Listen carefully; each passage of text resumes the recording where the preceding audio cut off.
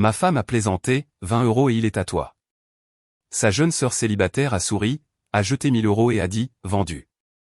Ma femme s'est figée, ainsi que toute la pièce. Jeanne a retiré ma main de son épaule comme si c'était un reçu qu'elle n'avait pas demandé et a continué de faire défiler sur son téléphone. Pas de bonjour. Pas de « comment s'est passée ta journée ?» Juste « as-tu fait le virement pour la part du prêt immobilier ?» Ton plat, un visage de contravention. Ravi de te voir aussi, ai-je répondu en m'appuyant sur le comptoir.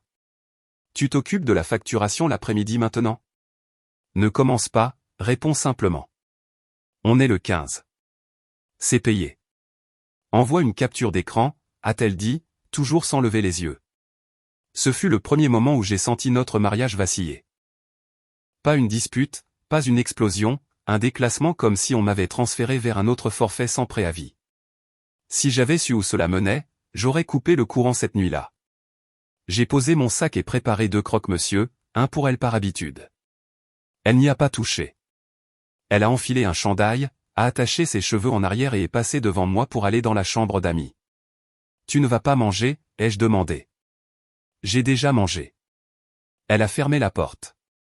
Le peine dormant a cliqué. Nous ne verrouillons jamais cette porte. Je suis resté là, sandwich à la main, et j'ai essayé de trouver le début. Rien de dramatique ne me vient à l'esprit. Des petites choses, moins de contact visuel, les étreintes remplacées par des hochements de tête. Chaque conversation était orientée vers les factures, comme si elle faisait la clôture mensuelle d'une entreprise où j'étais le stagiaire qui n'arrêtait pas d'égarer les reçus. Je me suis dit que c'était le stress. Tout le monde devient bizarre quand le voyant moteur s'allume. Alors, j'ai flotté. J'ai payé. J'ai espéré. Le lendemain matin, elle était assise à table avec un café et son ordinateur portable. J'ai versé le mien et j'ai fait un signe de tête vers la tasse avec son nom dessus. Tu veux de la cannelle, ai-je demandé. Laisse, c'est bon. On peut regarder les charges. Elle est restée de marbre, les mains sur le clavier. Le prélèvement de la salle de sport est passé sur notre compte joint. On l'utilise tous les deux. J'y vais moins souvent. C'est par ça. Et j'ai besoin que tu transfères ta moitié avant le 5, pas le 15. C'est une nouvelle règle, ai-je dit. On établit de nouvelles règles sans en parler maintenant. Si ça ne te plaît pas, dis-le. Toujours aucun regard. J'essaie juste de garder une trace. N'en fais pas toute une histoire. J'ai tiré une chaise, je me suis assis et j'ai posé la tasse là où elle devrait l'avoir pour l'ignorer. Très bien. Nouvelle règle. Pendant qu'on y est, je sépare le budget. Les courses et les charges peuvent être partagées. Tout le reste, personnel. Si tu as besoin de quelque chose de moi, demande. Fini les factures silencieuses. Ses yeux se sont enfin levés. Agacé, pas surprise. Alors, tu me punis? Non, je mets fin à la confusion. Je t'aime. Je n'aime pas cette version où je suis une carte de débit avec des chaussures. Elle a reniflé. Quel drame. Peux-tu envoyer le truc de la salle de sport avant midi? J'ai soutenu son regard. Avant midi. Après le travail, je suis allé à l'atelier de mon pote Nathan. Il dirige une petite menuiserie derrière le café du coin. Ça sent le bois et la sueur, ce qui est mieux que la nouvelle odeur de notre cuisine, les feuilles de calcul. J'ai poncé une planche de cèdre pour l'étagère que j'avais promis de construire à Jeanne il y a des mois.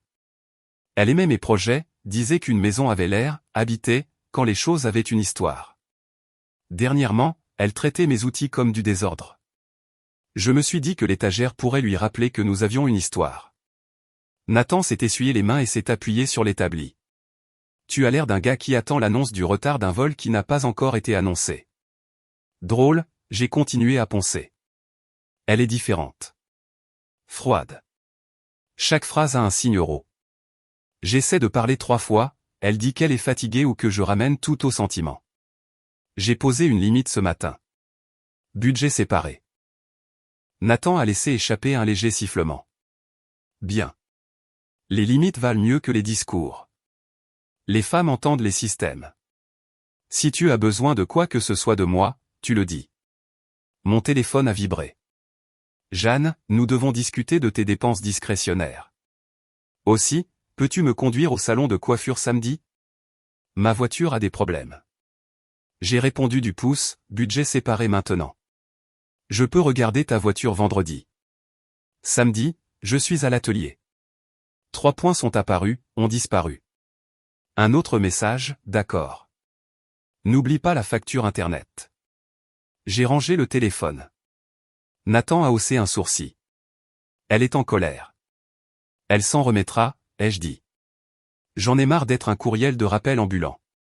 Il m'a tapé une fois sur l'épaule. Ne cours pas après. Si c'est toi qu'elle veut, elle peut venir. Si c'est de l'argent, laisse parler les factures. Quand je suis rentré, Jeanne avait mis la table. 2 assiettes, des serviettes, des bougies. Il y avait une tarte qui refroidissait, le genre qu'elle fait pour les fêtes.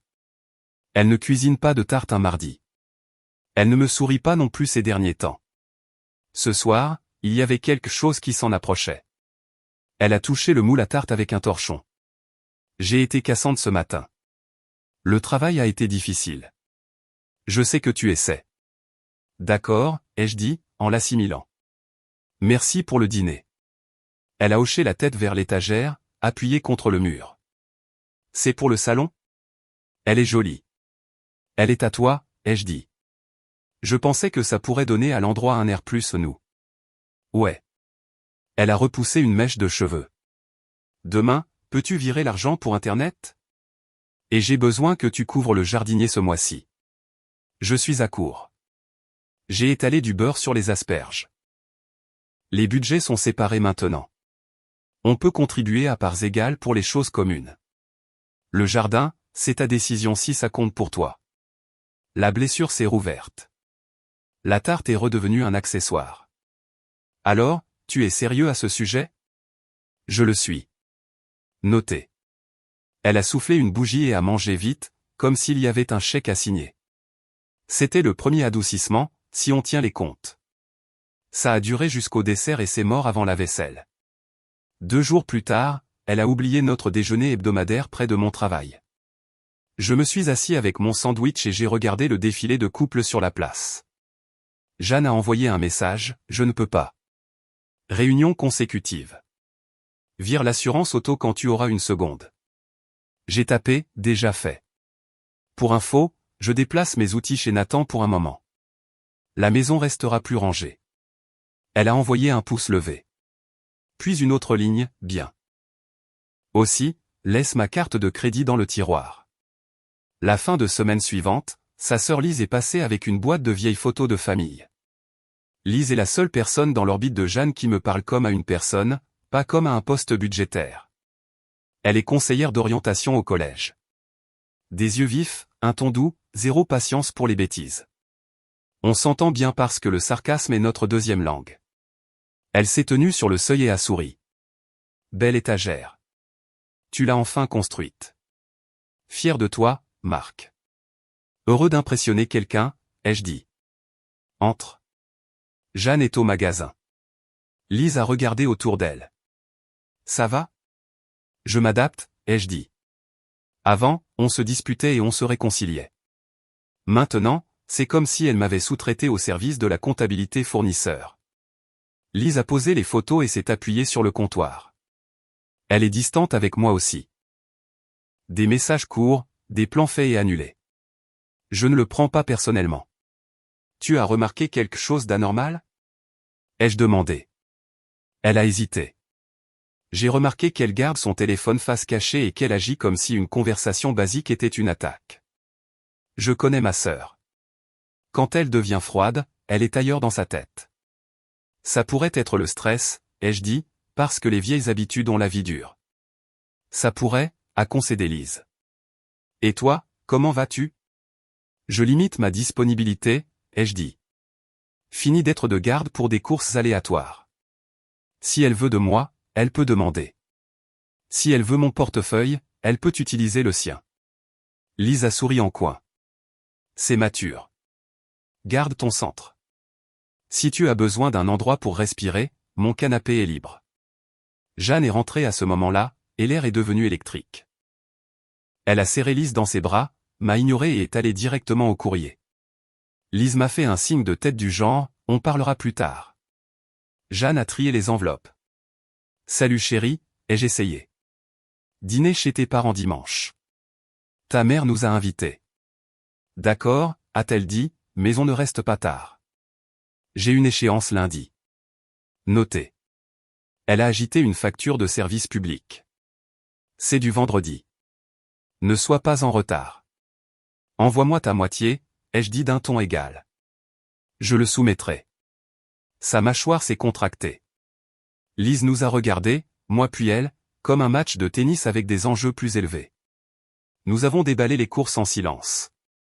Chaque fois que ma main frôlait celle de Jeanne, elle se retirait comme si le comptoir était plus digne de confiance. Lise a tout vu. Dimanche est arrivé. Jeanne a choisi une robe qui disait qu'elle savait qu'elle était belle. Pas pour moi, pour les miroirs. Dans la voiture, j'ai réessayé. Tu es sûr que ça va entre nous? Elle a fixé le pare-brise. Je ne veux pas avoir cette conversation. Allons-y, c'est tout. D'accord, ai-je dit. Une règle alors. Si tu as besoin d'argent, demande. Si tu as besoin de moi, dis-le. Si tu n'as besoin ni de l'un ni de l'autre, sois honnête. Elle a ri une fois, comme une toux. Je ne joue pas à des jeux. Arrête de rendre les choses bizarres. Ses parents habitent à 6 rue de chez nous dans un pavillon en briques avec une pelouse parfaite et une table de salle à manger qui a vu plus de fêtes que je n'ai d'anniversaire. Les dîners de famille là-bas étaient autrefois faciles. Les blagues de son père, les gratins de sa mère, les commentaires incessants de Lise. Ce soir, la pièce portait un nouveau bourdonnement, celui qu'on ressent quand les gens sont polis par devoir. Nous passions la salade quand j'ai posé ma main sur le dos de Jeanne. Elle l'a retirée et l'a posée sur mon genou comme un sous-verre.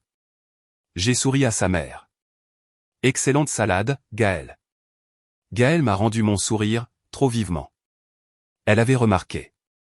Lise a regardé la main de Jeanne déplacer la mienne et a haussé un sourcil. Classe. Jeanne a coupé un morceau de pain. Ne commence pas, Lise. Gaëlle s'est raclé la gorge. Alors, Marc, tu construis toujours des choses? Oui. J'ai un établi dans l'atelier de Nathan maintenant. Sa garde l'assure loin de la maison. Bien, a glissé Jeanne, les yeux sur son assiette parce que le désordre ici était trop grand. J'ai pris une gorgée d'eau. On a résolu ça. Des espaces séparés, ça me va. Son père a ri avec précaution. Tout ce qui maintient la paix. Lise a brisé la tension avec un soupir. J'aimerais avoir quelqu'un de bricoleur chez moi.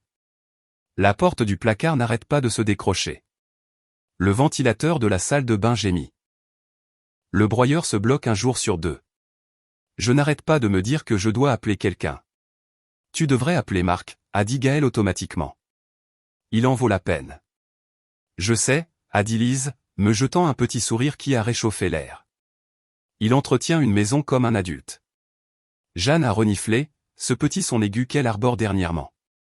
Elle a mis une olive dans sa bouche et s'est penchée en arrière, suffisante comme si elle attendait avec sa réplique. Pour 20 €, tu peux l'avoir toute la journée. J'aurai enfin un peu de paix. On pouvait entendre l'air freiner brusquement. Les fourchettes se sont arrêtées. Même son père s'est immobilisé. Ce n'était pas tant une blague qu'une étiquette. Une étiquette de prix sur une personne. J'ai posé ma fourchette. Je n'ai pas précipité les choses. Je l'ai regardé, puis la table, comme un homme qui choisit quelle pièce déplacer en premier. Les lèvres de Lise ont tressailli. Elle a fouillé dans son sac avec une aisance décontractée qui me disait qu'elle s'était préparée à quelque chose. Elle a sorti une enveloppe épaisse, a compté 10 billets de 10 € et les a fait glisser vers Jeanne comme un croupier de jeu de cartes qui a enfin une bonne main. Je le prends pour une semaine, a dit Lise, sa voix légère mais avec de l'acier en dessous. La main de Gaëlle a volé à sa bouche. Son père a cligné des yeux. Les yeux de Jeanne se sont écarquillés comme si une alarme incendie s'était déclenchée dans une pièce qu'elle pensait insonorisée. Lise s'est tournée vers moi, ce sourire maintenant joueur. Ça te va, Marc? Je n'ai pas pu m'en empêcher. J'ai ri, le premier vrai rire depuis des mois. Je suis tout à toi. Jeanne a reculé sa chaise en la faisant grincer. Vous êtes tous fous? Rends-moi ça. Je plaisantais. Garde-le, a dit Lise, sans me quitter des yeux. Considérez-le comme un acompte sur la dignité réparée. Son père a finalement expiré et a secoué la tête en riant. D'accord, d'accord. Mangez votre rôti, les comédiens. Gaël a commencé à parler du nouveau chiot des voisins comme si nous n'avions pas tous assisté à la chute d'une ligne à haute tension sur la table. J'ai suivi le mouvement. Jeanne était assise, faisant défiler sous sa serviette. Chaque fois que je tendais la main vers la sienne, elle se retirait, comme si nous étions en évaluation et qu'elle ne voulait pas de la caméra sur nous. Sur le chemin du retour, elle fixait la fenêtre avec une mâchoire si serrée qu'elle aurait pu casser des noix. « Tu m'as humilié », a-t-elle finalement dit. « En n'étant pas à vendre ?» J'ai regardé la route. « Tu as mis un prix sur moi. Lise t'a prise au mot. C'est de ta faute. »« Toi et Lise êtes dégoûtants », a-t-elle dit. « Vous trouvez ça mignon. »« Je trouve ça triste », ai-je répondu. « On flirtait avant. Maintenant, tu factures. Si tu me veux, dis-le. Si tu veux mon argent, gagne-le. » Elle a eu un rire sec. « Tu es ridicule. Conduis, c'est tout. » À la maison, elle est devenue silencieuse d'une manière qui n'était pas du sommeil. J'ai fait la vaisselle. Je n'ai pas frappé à sa porte. Le lendemain matin, silence. Pas de café préparé, pas de mots, pas de message. À midi, j'ai reçu un message, je reste chez Lise ce soir. Ne m'attends pas. J'ai fixé l'écran un long moment. Lise avait joué le jeu au dîner pour me protéger, mais elle ne mentirait pas pour Jeanne. J'ai envoyé un message à Lise, tu héberges quelqu'un?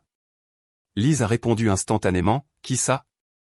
Jeanne dit qu'elle est chez toi ce soir. Elle n'est pas venue depuis dimanche. Ça va? J'aimerais bien. Tu es libre plus tard? Passe. J'y ai pensé, puis j'ai changé de cap. En fait, viens ici. On sera sur notre terrain quand elle rentrera. Si elle rentre. Lise, tu es sûre? Oui. Je veux un témoin quand je commencerai à mettre fin aux choses. J'arrive. Avant l'arrivée de Lise, j'ai agi. J'ai déplacé mes outils dans la camionnette. J'ai mis mes documents dans un dossier et je les cachais dans la boîte à gants.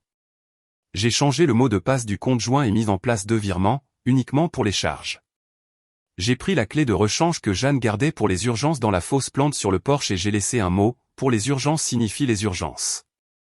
Lise est entrée avec 2 boîtes de plats à emporter et un lot de 6 limonades. Elle a regardé autour d'elle, a remarqué les outils manquants, les papiers sur le comptoir, l'ordre. « Tu es sérieux ?» a-t-elle dit. « J'en ai marre d'auditionner pour ma propre vie », ai-je répondu. « Reste. Si elle se montre, je veux que ça se passe une fois, proprement. » Nous avons mangé au bar du petit déjeuner. Nous avons parlé du travail, de films stupides, de la kermesse de son école. Il y avait une attirance entre nous, douce et dangereuse. Elle a frôlé mon poignet en attrapant une fourchette et a détourné le regard trop vite. Je me suis penché en arrière exprès pour que le moment meure de la mort silencieuse qu'il méritait. Le respect ne signifie pas le silence. Cela signifie choisir le bon jour. « Quel est ton plan ?» a-t-elle demandé. « À court terme », ai-je dit. Je pose des limites à voix haute, puis je les soutiens par des actions. Pas de cris, pas de larmes. Pièce par pièce. Une dernière chose, je ne serai pas seul quand elle essaiera de réécrire la scène. Je ne te laisserai pas l'être, a-t-elle dit. Mais Marc, sois prudent avec moi. Je ne veux pas être la raison dans l'histoire qu'elle racontera. Tu ne le es pas, ai-je dit. Elle a commencé à raconter cette histoire il y a des semaines. Nous nous sommes affalés sur le canapé, un pied de distance respectueux entre nous. Elle s'est endormie la tête penchée contre le coussin. Je l'ai couverte d'un plaid, j'ai éteint la télévision et je suis resté assis dans le noir 1 minute. Pour la première fois depuis des mois, la maison me semblait être ma maison. À 7 heures du matin, la serrure a tourné. Jeanne est entrée, les clés dans une main, les sandales dans l'autre. Ses cheveux étaient coiffés, son maquillage trop soigné pour quelqu'un qui avait passé la nuit chez sa sœur. Elle s'est figée en voyant Lise sur le canapé, puis moi dans la cuisine en train de faire des œufs. Qu'est-ce que c'est que ça? Elle a laissé tomber les sandales. Le petit déjeuner, ai-je dit.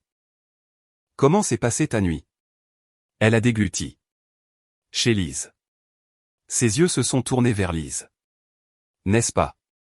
Lise s'est redressée, la voix stable. Je n'ai hébergé personne la nuit dernière. La couleur du visage de Jeanne a disparu et est revenue en l'espace d'un battement de cœur. Elle se tenait là comme si elle ne savait pas où mettre ses mains. J'ai fait glisser une assiette sur le comptoir. Comment s'est passé le rendez-vous? Voilà. Le mot était sorti de ma bouche. J'avais posé une question que tout homme pose à sa femme après qu'elle a délibérément mal étiqueté sa soirée. Ses yeux ont cédé avant que sa bouche ne trouve une défense. Choc, panique, le calcul rapide des conséquences. Elle a compris que je ne devinais pas. Je traçais une limite assez grande pour y tenir debout. Son visage s'est décomposé. Je suis désolé, est sorti dans un murmure, puis plus fort, comme pour gagner du temps avec le volume. Je suis tellement désolé. Ce n'était pas. J'étais. J'ai tout gâché. Je ne voulais pas que les choses en arrivent là. J'ai levé une main. Merci de ne pas avoir menti à propos de Lise. Ça nous épargne à tous les deux un désordre supplémentaire. J'ai pris une autre inspiration. Voici où nous en sommes, Jeanne. Je ne connaissais pas les faits jusqu'à ce que tes yeux les disent. Maintenant je sais, alors je mets fin à cela. Elle m'a regardé, incrédule. Juste comme ça? Après tout? Juste comme ça. J'ai montré la chambre d'amis. Tu as 24 heures pour emballer ce qui est à toi. Je ne te dérangerai pas. Les serrures changent demain. J'ai déjà divisé les factures. Fini les dépenses communes. Je ferme les zones grises. Elle a tendu la main vers moi, puis l'a laissé tomber. On peut arranger ça. Je peux arranger ça. J'irai en thérapie. Je démissionnerai. Je mettrai fin à ça maintenant. Tes échéances sont tes affaires, ai-je répondu. Mon échéance commence maintenant. Lise se tenait tranquille, prête. Jeanne s'est tournée vers elle comme vers une dernière alliée. Lise a secoué la tête une fois. Pas de sermon, pas de jubilation, juste une limite. Jeanne a essayé un autre angle. Tu ne peux pas me faire ça. Où vais-je aller? Tu es pleine de ressources, ai-je dit. Tu gères la logistique depuis des semaines. J'ai fait un signe de tête vers la table. Lise et moi allons déjeuner. Tu peux commencer à emballer. Nous serons partis dans 30 minutes. Prends la journée. Ses yeux se sont remplis de larmes. Elle a mis ses mains sur son visage et a hoché la tête, petite et raide. Puis elle est allée dans le couloir. Lise a expiré quand nous avons entendu la porte de la chambre d'amis claquer. Elle s'est rassise au comptoir, le calme contrôlé se transformant en quelque chose comme de l'inquiétude. Tu es sûr que tu tiens le coup? Je suis mieux que stable, ai-je dit. J'en ai fini. Nous avons mangé en silence. Puis j'ai attrapé un sac que j'avais préparé plus tôt. Des vêtements de travail, une brosse à dents, les petites choses. Lise l'a vu et n'a pas fait de commentaire. Elle a juste pris ses clés. Viens chez moi, a-t-elle dit. 24 heures sont plus faciles si tu n'es pas au bout du couloir. D'accord. Nous avons laissé un mot sur l'îlot de la cuisine, 24 heures. N'appelle pas, envoie un message si tu as besoin de logistique. Dans la camionnette, la circulation était fluide. Lise regardait droit devant, les mains à 10h et 2h. À mi-chemin de son appartement, elle a dit « Je suis fière de toi. Je ne l'ai pas fait pour mériter des applaudissements. » Je sais, a-t-elle répondu. Je le dis quand même. Chez elle, l'air ne semblait pas voler. Elle a mis des draps propres sur le lit de la chambre d'amis pendant que je restais là comme un gars qui a oublié son texte. Nous avons passé la journée à faire des choses normales avec une distance prudente, réparer son placard, changer le ventilateur de la salle de bain, déboucher le broyeur. Le travail donnait l'impression de respirer après avoir retenu son souffle trop longtemps. Ce soir-là, nous avons regardé une émission de cuisine idiote et n'avons fait aucun geste. L'étincelle existait. Nous le savions tous les deux. Mais elle n'allait pas dicter le programme. Le respect d'abord, puis les décisions. Vers minuit, Lise a mis la télévision en pause. J'ai besoin de dire quelque chose. J'ai regardé. Dis-le. Tu me plais, a-t-elle dit. Sans bégayer. Tu me plais depuis longtemps. Je l'ai gardé dans une boîte parce que tu étais le mari de ma sœur et parce que je ne cours pas après le chaos. Je ne serai pas une béquille pour t'aider à traverser la semaine. Si jamais on essaie, ce sera avec un calendrier dégagé. Compris, ai-je dit. Tu me plais aussi. Plus qu'il n'est prudent de le dire à voix haute en ce moment. Laisse-moi gérer ma partie proprement. Ensuite, nous verrons si ce que nous ressentons est réel quand rien n'est interdit. Elle a hoché la tête. Nous avons relancé l'émission et laissé le silence s'installer avec nous comme une troisième personne qui n'avait pas besoin de parler. Le matin, je suis passé à la maison. La voiture de Jeanne était partie. La chambre d'amis était à moitié vide. Le placard ressemblait à un portant de solde le dernier jour. Elle avait pris ce qu'elle pouvait et laissé un tas de questions auxquelles je n'avais pas à répondre. J'ai changé les serrures. J'ai posé son courrier sur le porche. À l'heure du déjeuner, j'étais assis dans un bureau dans une petite zone commerciale et je commençais les papiers. Pas de tribunal, pas de drame, juste une pile de signatures qui disait que je ne finançais pas la double vie de quelqu'un d'autre. J'ai pris une photo de la première page et l'ai envoyée à Jeanne avec une seule ligne, « Je te souhaite le meilleur. Garde la compte de Lise. » Elle a répondu 2 heures plus tard, « Tu es cruel. » J'ai posé le téléphone face contre table et j'ai repris ma vie. Oui, elle a essayé le deuxième adoucissement. 2 jours après avoir déménagé, un long message est arrivé. Des paragraphes sur la pression, sur le fait de s'être perdu, sur le fait que j'étais distant dernièrement aussi. Elle a suggéré une fin de semaine, a dit qu'on pourrait repartir à zéro. L'ancien moi aurait sauté sur l'occasion. L'homme que je suis devenu a répondu, pas de voyage, pas de redémarrage. C'est fini. Si tu as besoin de récupérer le reste, envoie un message à Lise et elle ouvrira la porte. Je ne serai pas là. Elle a envoyé une photo d'un panier cadeau sur le porche. Des encas que j'aime, un mot qui disait, pour l'homme qui entretient une maison comme un adulte. Joli écho de la phrase de Lise. Je l'ai laissé sur le seuil. Gaël l'a récupéré plus tard et ne m'en a jamais parlé. Ce qui était une miséricorde. Ce qui s'est passé après est simple et peu cinématographique. J'ai continué à me présenter au travail. Nathan et moi avons pris quelques projets plus importants. Sophie, ma patronne, m'a offert un rôle de chef de projet sur une rénovation parce que, tu agis comme un adulte, ce qui est la plus belle chose qu'on puisse dire de quelqu'un en France. J'ai acheté une camionnette d'occasion en espèces. J'ai déplacé le reste de mes outils dans un coin approprié de l'atelier. La maison est devenue silencieuse d'une manière qui ne donnait pas l'impression d'être punie. Lise et moi avons attendu comme les adultes attendent quand les enjeux sont réels. Nous n'avons pas tourné autour. Nous nous sommes envoyés des messages normaux. Elle est passée une fois pour prendre un livre. Elle est restée pour le thé, est partie sans un regard trop long. Mes mains ont trouvé des choses à réparer qui n'étaient pas des gens. 3 mois plus tard, après que les signatures sont devenues des faits et que les clés ont cessé de changer de main, j'ai envoyé un message à Lise, un dîner qui ne soit pas une intervention familiale. Elle a répondu, oui.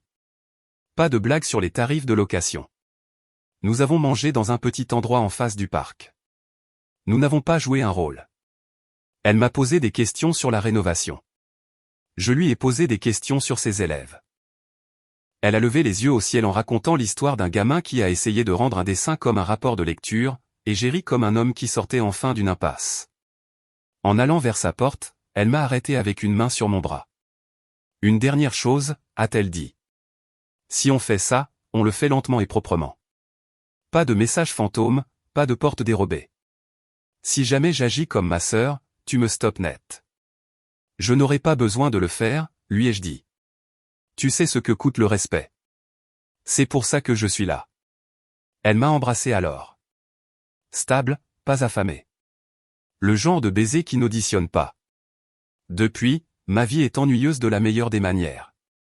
Le travail, les amis, un dîner qui a le goût d'un dîner parce que la personne en face de vous vous voit, pas votre portefeuille. La pêche le samedi avec Nathan et son fils.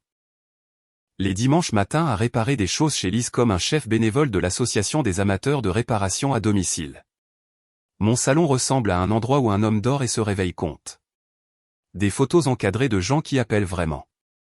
L'étagère que j'ai construite contient enfin des livres au lieu de la poussière. Un chien qui refuse de s'asseoir sur commande mais qui me suit de pièce en pièce parce que je suis le gars en qui il a confiance. J'entends parfois parler de Jeanne. Ce quartier distribue les nouvelles comme des prospectus. Elle loue un endroit plus petit de l'autre côté de la ville. La pelouse parfaite de ses parents a le même aspect, mais les invitations se sont raréfiées. Quelques amis ont disparu quand il n'y avait plus de poulet à picorer sur mes os. Elle publie des citations sur l'indépendance entre des photos prises sur des toits, du genre qui disent « imperturbable » et qui ressemblent étrangement à de l'agitation. Je ne commente pas. Je ne suis pas un thérapeute non rémunéré. Gaëlle m'a croisé une fois au magasin de bricolage. Elle avait l'air fatiguée mais gentille. Tu as l'air en forme, Marc. En bonne santé. Je vais bien, ai-je dit. J'espère que Jeanne trouvera ce qu'elle pensait avoir perdu. Elle le trouvera, a dit doucement Gaëlle. Ou pas. Quoi qu'il en soit, merci d'avoir géré ça comme un homme. Je n'ai pas gagné de médaille. J'ai fait respecter la limite. Il y a cette idée qu'un homme fort se bat éternellement pour garder quelque chose qui ne veut pas être gardé. Je n'y crois pas. Un homme fort reconnaît quand le respect a quitté le bâtiment et arrête de payer la facture d'électricité. Je n'ai pas crié. Je n'ai pas supplié. J'ai changé les règles. Puis je suis parti. S'il y a une morale, elle est ennuyeuse, ne restez pas là où on vous évalue comme un appareil électroménager. Et ne vous vendez pas pour 20 €, même pour une blague. J'ai revu Jeanne une dernière fois, des mois après tout, au marché. Elle se tenait près d'un stand de pots de miel, lunettes de soleil sur le nez, regardant au-delà de moi jusqu'à ce qu'elle ne puisse plus faire semblant. « Salut, Marc » a-t-elle dit, la voix neutre. « Salut, Jeanne. Tu as l'air en forme. »« Toi aussi » a-t-elle répondu poliment. Elle a hésité. « Tu as toujours cette étagère ?» Elle tient plutôt bien le coup, ai-je dit. « Comme moi ?» Elle a fait un petit signe de tête sec. « Je suis désolé. »« Je te crois » ai-je répondu. « Ça ne change pas les calculs. » Elle a ouvert la bouche, l'a refermée et s'est retournée vers le miel. Je me suis éloigné sans vérifier si elle me regardait. Le soir où j'ai amené Lise pour la première fois sans aucun fantôme entre nous, j'ai mis 2 assiettes, allumé une bougie par habitude, puis je l'ai soufflé. Nous avons mangé, nous avons ri, nous avons gardé les reçus de course parce que nous sommes des adultes. Elle s'est penchée en arrière et a inspecté la pièce comme une enseignante fière de sa classe enfin en ordre. « J'aime cette version de ta vie » a-t-elle dit. « Moi aussi » ai-je répondu. C'est incroyable ce qui arrive quand les seules factures sont pour de vraies choses. Avant d'aller nous coucher, j'ai sorti mon téléphone et j'ai fait défiler jusqu'au dernier message que j'ai jamais envoyé à Jeanne. J'ai relu ma phrase. Courte, finale, digne. Puis j'ai archivé la conversation. Fini. Pas parce que je la déteste. Parce que je m'aime bien. Si jamais elle raconte l'histoire, elle dira que je suis parti froidement. C'est bien. Je l'ai fait. La chaleur, je la garde pour les gens qui ne mettent pas de prix dessus. Les derniers mots que je lui ai dits dans notre cuisine ce matin-là, avant de partir, sont les seuls qui comptent. Et ils n'étaient pas forts. Tu avais quelque chose de formidable, Jeanne, lui ai-je dit. Tu l'as juste mal évalué. Puis j'ai pris mon sac, j'ai fait un signe de tête à Lise et je suis entré dans la vie qui me voulait à ma pleine valeur.